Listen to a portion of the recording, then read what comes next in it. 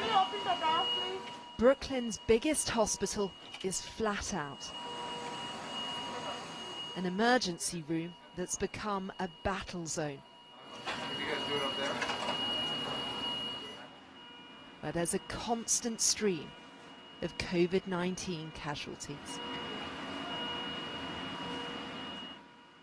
So we're now in the critical care area of the emergency department.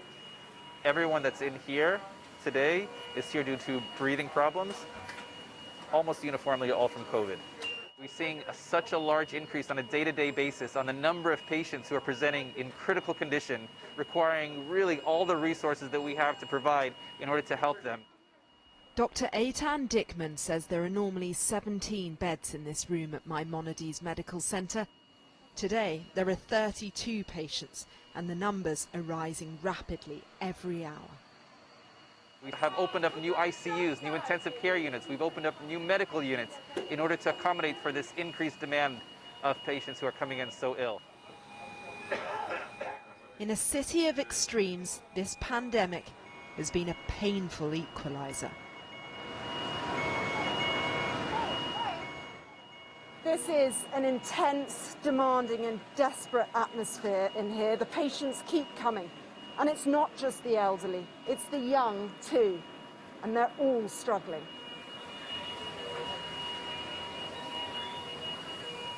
It's a daunting new frontier for medics, even for the most experienced.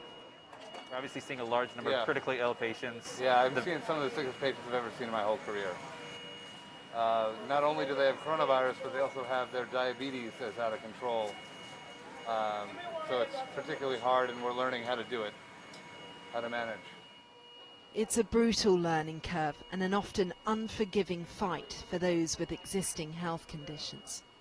Really the main effect that we're seeing is a significant effect on impairing the lungs' ability to provide the oxygen that the body needs, and then it spreads. It affects the heart, it affects the kidney, ultimately, unfortunately, oftentimes taking the ultimate toll. Elsewhere in New York, there's a dire lack of personal protective equipment for frontline medical staff. Some are so desperate they're making their own.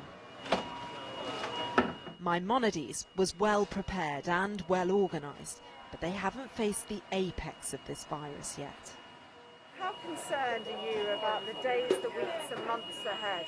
I think we're in for a significant period of seeing a lot of very, very ill patients, and this is going to put a strain on the system.